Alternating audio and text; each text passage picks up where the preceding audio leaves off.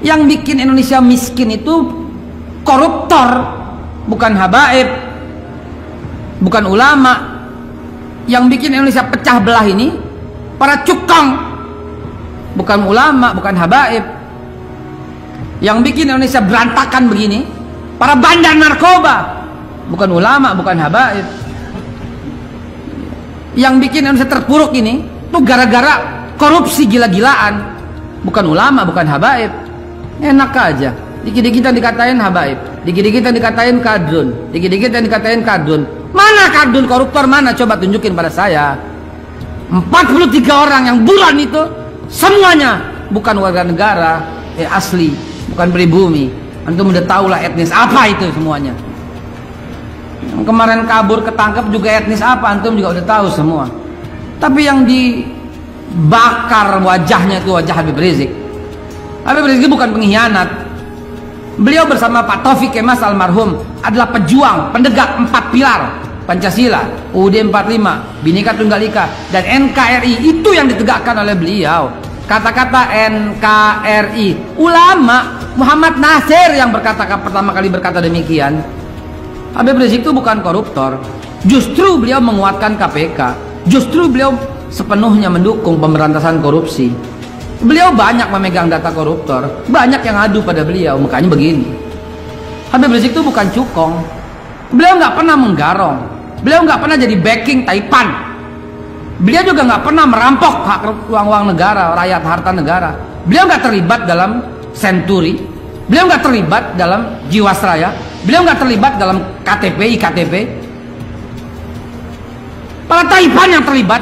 Tapi kenapa yang dibakar beliau coba? Beliau bukan bandar narkoba. Beliau justru mendatangi tempat maksiat dan mendatangi banyak dan menyelamatkan banyak para pemuda dan pemudi yang terjerat asusila dan narkoba. Dan hartanya banyak habis untuk urusan begini loh. Tsunami kemarin 4 bulan lo nggak pulang. Lebih daripada 100.000 mayat diangkut. Ayo, siapa yang angkat? Coba jawab, siapa yang angkat? Kok begini dibilang musuh masyarakat? Beliau bukan pengecut. Beliau menghindari kriminalisasi. Hal yang tidak pernah dilakukan dituduh sama sekali. Buktinya Pak Tito udah mengeluarkan SP3 tentang kasus cat itu. Itu namanya memang rekayasa. Dan Polri, kita angkat topi salut pada Polri. Dan beliau bersih dari masalah itu. Sekarang yang izin tinggalnya lewat tuh dipulang-pulangin. Kan tanda tanya besar, kenapa beliau nggak boleh pulang? Ayo, kan tanda tanya. Karena izin tinggalnya lewat. Kalau lewat pasti udah dipulangin sama pemerintah Saudi. Sampai sekarang kan belum bisa pulang. Coba, beliau bukan lari dari tanggung jawab. Bukan. Beliau bukan cari masalah. Hidupnya semua dicurahkan untuk umat, untuk rakyat. Dia pikirin bagaimana kita kok. Dia tokoh muslim terbesar yang mampu mendatangkan jutaan orang sekali kata-katanya dan kumpul semua di Monas. Siapa yang sanggup demikian? Ada. Ini diserukan deh. Dari mulai presiden, ayo kumpul di Monas. Coba lihat berapa ya. Kepala partai, pimpinan-pimpinan partai berkumpul semua rame-rame, lalu berkata, ayo kumpul di Monas. Ayo berapa orang yang kumpul coba? Seluruh menteri dan pejabat berkata, ayo kumpul di Monas. Ayo berapa orang? Ayo coba berapa orang? Kamu tahu? Ini tokoh besar, ulama, habaib. Kok begini diperlakukan di negara ini coba? Dan alhamdulillah dibakar nggak mempan. Alhamdulillah, kan ini memicu kita pasang wajahnya di setiap gang.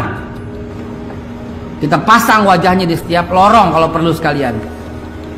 Semoga pemerintah bisa mendengar dan mendengar aspirasi jutaan pencintanya ini loh, agar berupaya memulangkan dan islahlah, damailah gitu loh.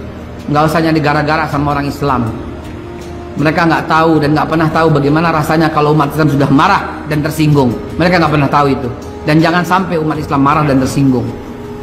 Bakauni, mohon doa dari seluruh jamaah yang ikhlas dalam membantu perjuangan jihad dakwah fisabilillah dengan melihat fenomena kehidupan keimanan kita khususnya kaum mukmin yang sedang dikepung oleh kekafiran, kaum kafirin, bahkan komunis, PKI yang sedang menghina, menginjak-injak harkat dan martabat derajat agama kita.